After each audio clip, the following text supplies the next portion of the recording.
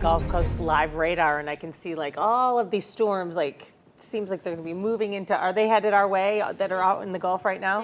They are steadily marching all the way up. It's been early the last couple of days. Usually we see them pop up closer to 3, but you know, as we're heading out to lunch, maybe a good day to eat inside rather Take than an umbrella, maybe. Take an umbrella, yeah, make sure you're prepared. These showers and thunderstorms, like I said, are steadily moving off to the northeast. A few thunderstorms are beginning to pick up out there, but really not as much as we saw a little bit earlier. I'm tracking these areas of downpours near JetBlue Park, moving off toward Corkscrew. A lot of this is going to begin to slide away from us, but there are showers in the Gulf which are heading toward Fort Myers. You can see this area, it's leading in toward Estero and toward San Carlos Park. Be prepared for some heavy downpours in the next 30 minutes, I would say.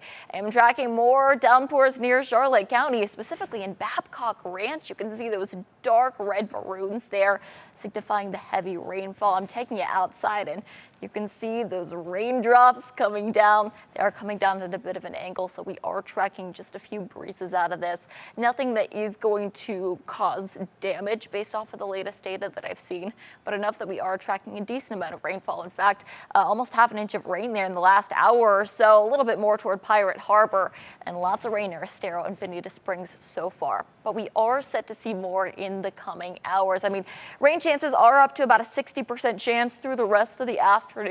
That should keep temperatures in check. A few of us could squeeze up to that 90-degree mark, but I think a lot of us will top out somewhere in the upper 80s. And that's going to be because we have more rain on the way through the rest of the afternoon. That will keep things just slightly cooler. Really, it's going to be our inland communities that are set to see a bit more rain as we get to the rest of the afternoon and evening, but we can't rule out a few coastal showers and some thunderstorms.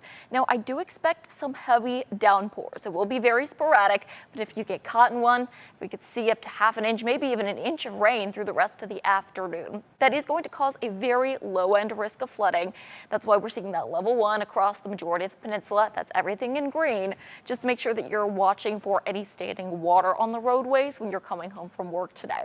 Otherwise, it'll still be a warm afternoon. We're climbing up into the upper 80s and low 90s. When you account for the humidity, it'll feel somewhere in the triple digits, 102 in Gateway and in Cape Coral. Tonight, we'll drop back down into the 70s, pretty on par with where we usually are. We usually drop down to about 75 this time of year.